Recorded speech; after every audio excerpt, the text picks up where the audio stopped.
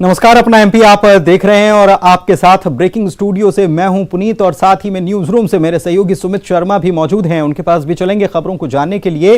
लेकिन एक बड़ी खबर ब्रेकिंग न्यूज मैं आपको दे रहा हूं। दमोह से बड़ी खबर यह है, यहां पर 3 लोगों की हत्या कर दी गई, जिससे सनसनी फैल गई है। छेड़खानी का आरोप ऐसा है और इस मामले में 3 लोगों की हत्या की गई है, यह खबर आई है।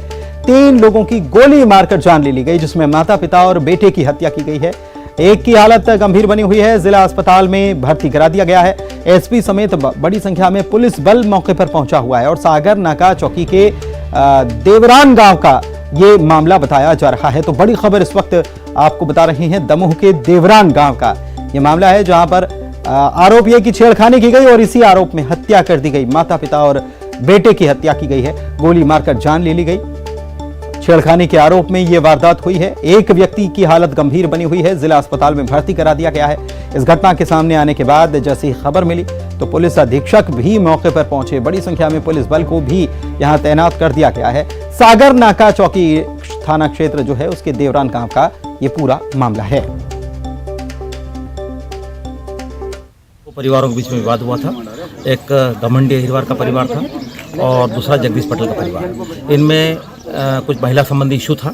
अभी स्थिति विवेचना के दौरान स्पष्ट हो जाएगी, लेकिन आज सवेरे 6:30 बजे घमंडी अहिरवार और उनके परिवार पर जगदीश अहिरवार और उनके परिवार के लोगों ने 6 लोगों ने मिलकर के फायर आर्म से इनकी हत्या की, जिसमें 3 लोग घमंडी अहिरवार, माणक अहिरवार और घमंडी अहिरवार की पत्नी श्रीमती राज प्यारी अहिरवार, 3 की स्पॉट पे डेथ हुई है और एक लड़का जो घायल है, जो जिला चिकित्सालय में चिकित्सारत है। प्रकरण में हमारे एट्रोसिटी एक्ट का प्रकरण पंजीबद्ध और मौके की कार्रवाई की जा रही है और इस प्रकरण में कलेक्टर साहब के द्वारा भी स्पॉट विजिट किया गया है। इस पूरे प्रकरण का परीक्षण किया जाएगा और जितने भी अनावेदकों के विरुद्ध जो नियमानुसार वैधानिक कार्रवाई की जाना संभव है वो की जाएगी। तो कार्रवाई जो है वो संभव जो होगी वो की जाएगी, ये कह रहे हैं पुलिस अधिकारी। इधर दमोह के देवरान गांव में ट्रिपल मर्डर केस में बड़ा अपडेट आया ये है कि परिजनों ने इसके बाद धरना प्रदर्शन किया इस घटना के सामने आने के बाद और आरोपियों को तुरंत गिरफ्तार करने की मांग की गई है। आरोपियों के घर पर बुलडोजर चलाया जाए, ये मांग भी इन लोगों के द्वारा की गई है। इस मामले में पुलिस एक आरोपी को गिरफ्तार कर चुकी है और आईजी और कमिश्नर घटना की गंभीरता को देखते हुए वो भी मौके पर पहुंच चुके हैं।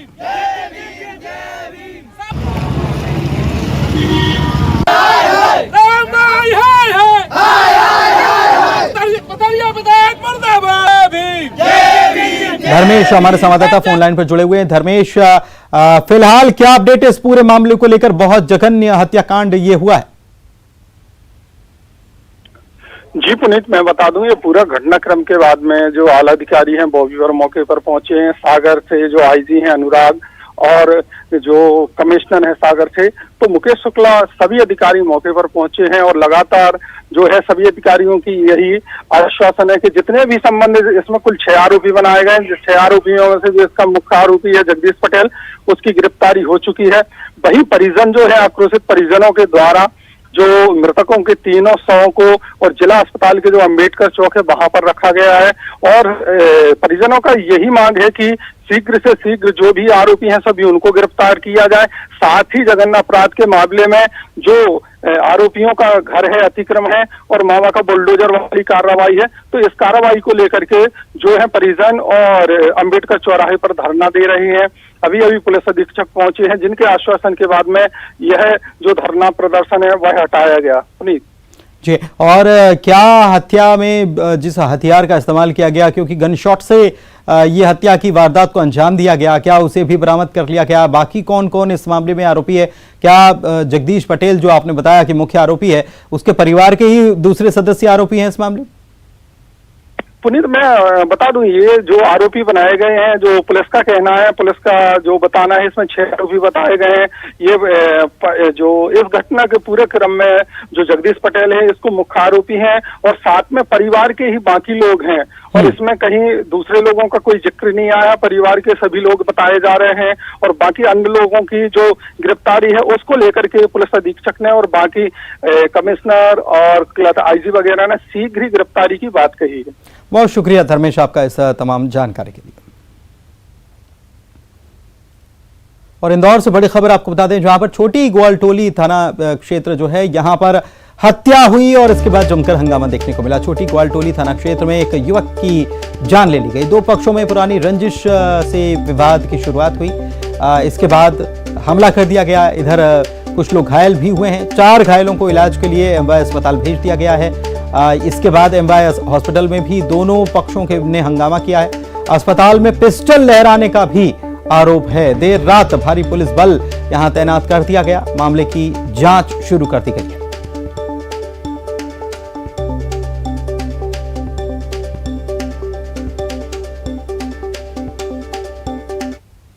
वहीं ग्वालियर से बड़ी खबर आपको बता रहे हैं। माला शर्मा की हत्या का राज खुल गया है। जनकगंज के अयोध्या नगर में 6 अक्टूबर को यह वारदात हुई थी।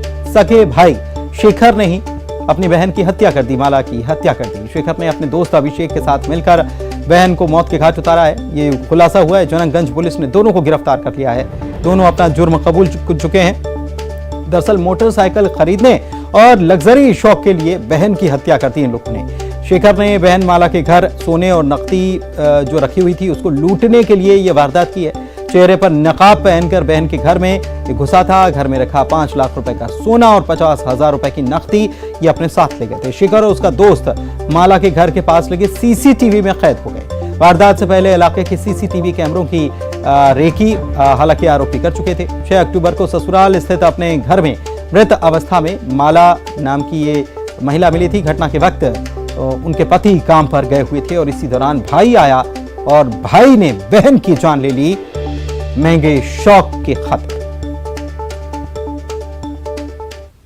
10/2022 को माला शर्मा नाम की महिला अपने घर में मृत अवस्था में पाई गई थी, जो प्रथम दृष्टया संदिग्ध लग रहा था। मृत्यु उसका कारण जानने के लिए हम लोगों ने पीएम और अन्य कार्रवाइयाँ की हैं, जांच की। जांच के उपरांत पता लगा कि महिला की गला घोंटकर हत्या की गई और हत्या करने के बाद में और उसका घर में रखा हुआ सोने चांदी के आभूषण और रुपयों को भी वहां से चोरी करके ले गए हैं। इस संबंध में जानकारी प्राप्त होने पर प्रथम दृष्टया हमने अपराध पंजीबद्ध किया। अपराध पंजीबद्ध करने के पश्चात आरोपी गणों की तलाश की, जिसमें मृतका का रियल भाई वो उसमें संलिप्त पाया गया और उसका दोस्त अभिषेक पाल और शेखर, इन दोनों लोगों ने मिलकर मृतका माला शर्मा की हत्या की। ग्वालियर से एक और बड़ी खबर। यहां पर सागरताल इलाके में फर्नीचर गोदाम में आग लगने की घटना सामने आई। इस आग लगने की घटना में पूरा गोदाम जलकर खाक हो गया। लाखों रुपए का फर्नीचर जलकर खाक हुआ है। निगम के फायर ब्रिगेड जो है उसके अमले ने आग को बाद में काबू में कर लिया।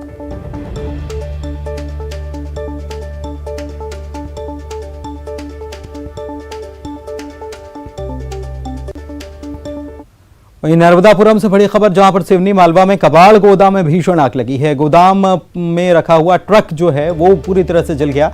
सिवनी मालवा क्षेत्र के इटारसी की दमकल पहुंची और दमकल की मदद से आग को काबू में कर लिया गया। हालांकि आग कैसे लगी ये फिलहाल अभी तक पता नहीं चल पाया है।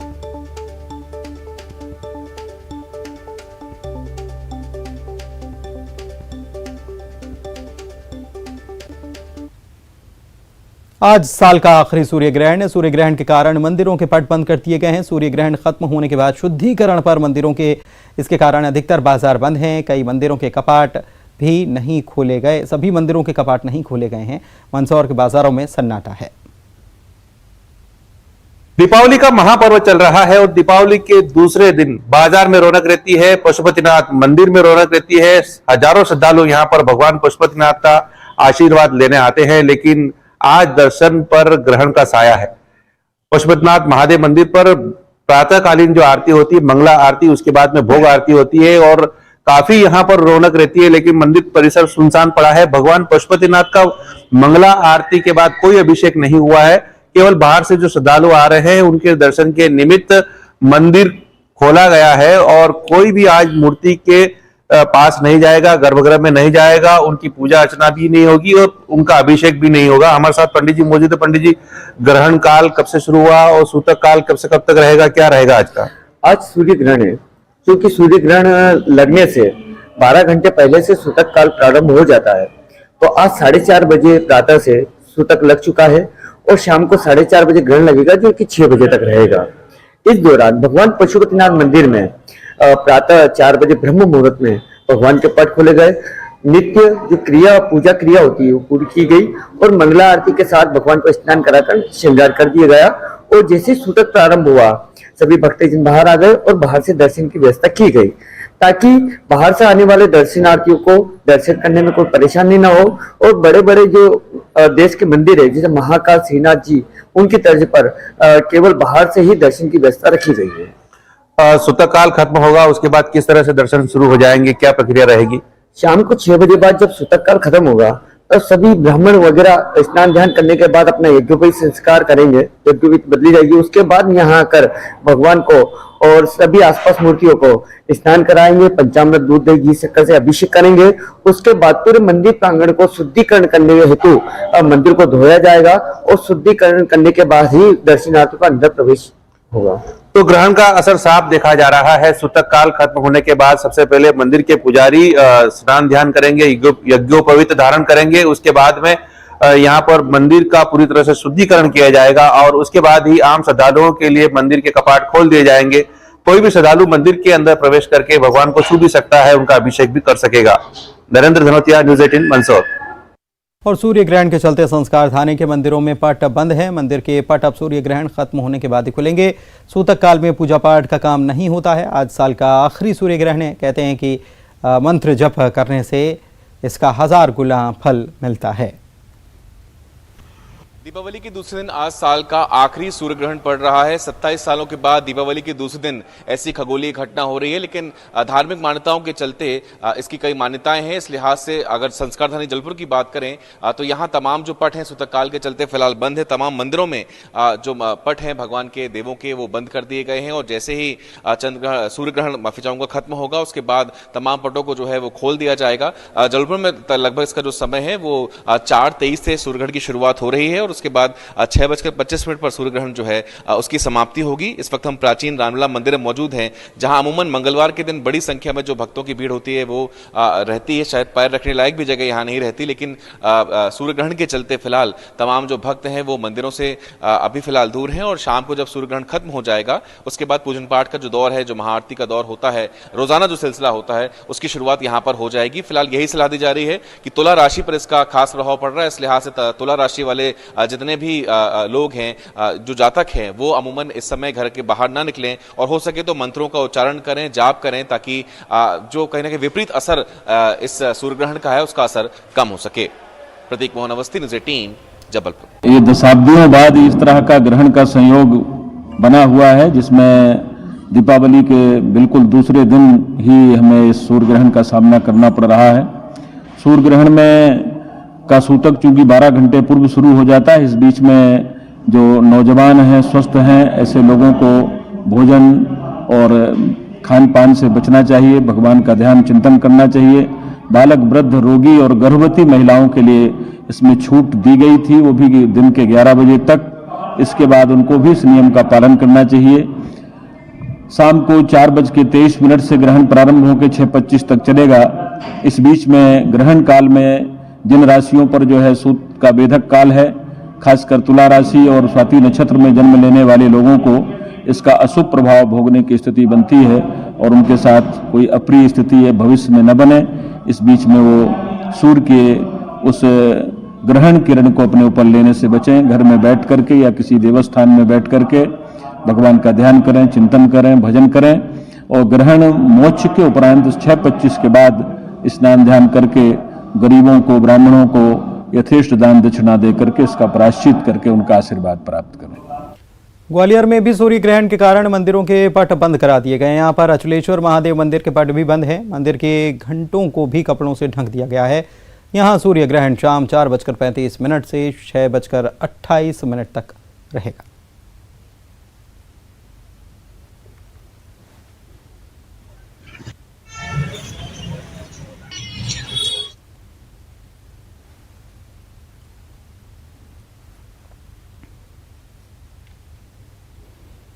साल का ये आखिरी सूर्य ग्रहण है और खग्रास सूर्य ग्रहण, खग्रास यानी कि आंशिक सूर्य ग्रहण है, पूर्ण सूर्य ग्रहण नहीं है। और ये 27 साल बाद ये ऐसी खगोलीय घटनाएं जो दोबारा हुई है, क्योंकि 27 साल पहले ऐसा ही सूर्य ग्रहण पड़ा था जो दीपावली के अगले दिन था और अब 27 साल बाद जब ये ग्रहण पड़ रहा है तो एक अद्भुत खगोलीय घटना है जिसे देखने के लिए कि कैसे आप देख सकते हैं उसके लिए तैयारियां भी खास तौर पर भोपाल में की गई है।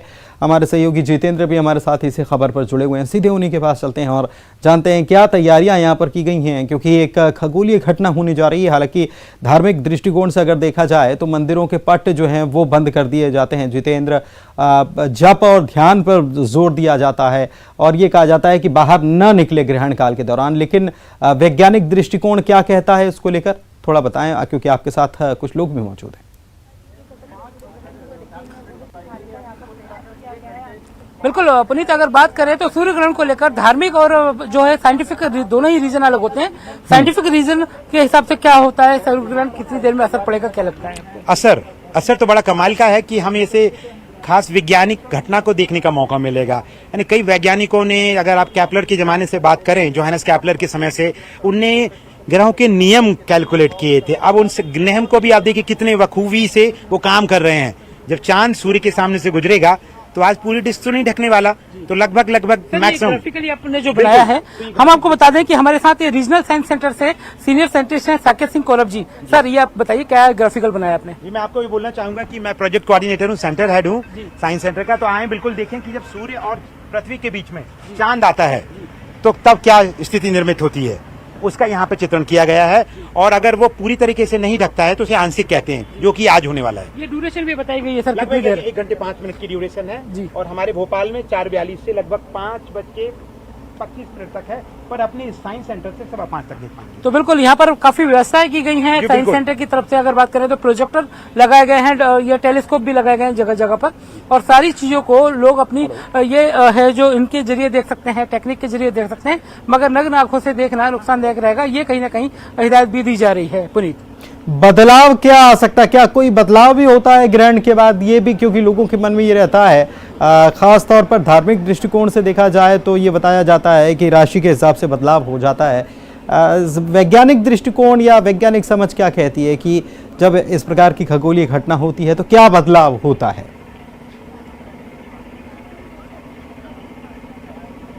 जी, बात करने की कोशिश करते हैं हम। हालांकि वो थोड़ा व्यस्त हो गए हैं, तो हम उनसे दूसरे किन्हीं लोगों से बात करने की कोशिश करते हैं जो टेलीस्कोप लगाया हुआ है, उन्हीं से बात करते हैं। यहाँ पर ये कैसे क्या दिखा पाएंगे आप, थोड़ा हमें समझाएंगे सर? देखिए, प्रोजेक्शन मेथड है जी। आप स्क्रीन पर देखेंगे, सही में स्क्रीन पर देखेंगे, स्क्रीन को देखिए, ये स्क्रीन पे ठीक है। तो हाँ, बताइए। ये बहुत ही सेफ मेथड है, क्योंकि अगर हम डायरेक्ट देखेंगे सूरज को तो आंखें खराब हो जाने की संभावना है।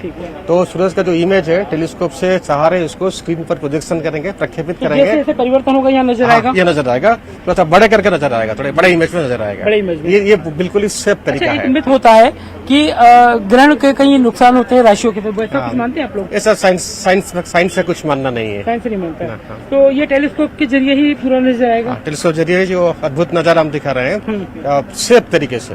कुछ गॉगल्स वगैरह भी रहते हैं उसके जरिए? गॉगल्स भी है, गॉगल्स में लेकिन छोटा दिखेगा, इमेज छोटा दिखेगा, लेकिन टेलीस्कोप में इमेज थोड़ा सा बड़ी दिखेगा और उसको थोड़ा सेफ तरीके से। क्या असर परिवर्तन क्या लगता है, जियोग्राफिकल क्या असर भी होता है? जियोग्राफिकल, जब सूरज को जो चांद चंद्रमा ढांकने लगेगी तो उसी टाइम में सूरज का जो सतह है थोड़ा सा कम होते जाएगा, टेम्परेचर थोड़ा सा कम होगा और थोड़ा सा भी कूलिंग फील हो सकता है, टेम्परेचर थोड़ा कम होगा। जो डे लाइट है, डे लाइट भी थोड़ा सा फेड होते जाएगा। देश भर के मंदिरों के पट बंद हो गए हैं, इसे साइंस मानता है क्या? इसे साइंस नहीं मानता है, नहीं मानता है। तो बिल्कुल ये साइंटिफिक भाषा अलग होती है, इनके नजरिए अलग हैं। हालांकि ये बात है कि देश भर के मंदिरों के पट बंद हो चुके हैं, भोजन भी लोग नहीं करते हैं, काफी नियम माने जाते हैं। बिल्कुल, जप और ध्यान पर फोकस किया जाए ऐसा कहा जाता है, और ये भी कहा जाता है कि ग्रहण काल के दौरान अगर जप ध्यान किया जाए तो उसका लाख गुना या करोड़ गुना फल मिलता है। चलिए, बहुत शुक्रिया जितेंद्र, हम आपके पास लौटेंगे और दिखाएंगे जब सूर्य ग्रहण की स्थिति बनेगी तब कैसे यहाँ पर लोग जुट रहे हैं और कैसे सूर्य ग्रहण को देख रहे हैं, तस्वीरें दिखाएंगे। फिलहाल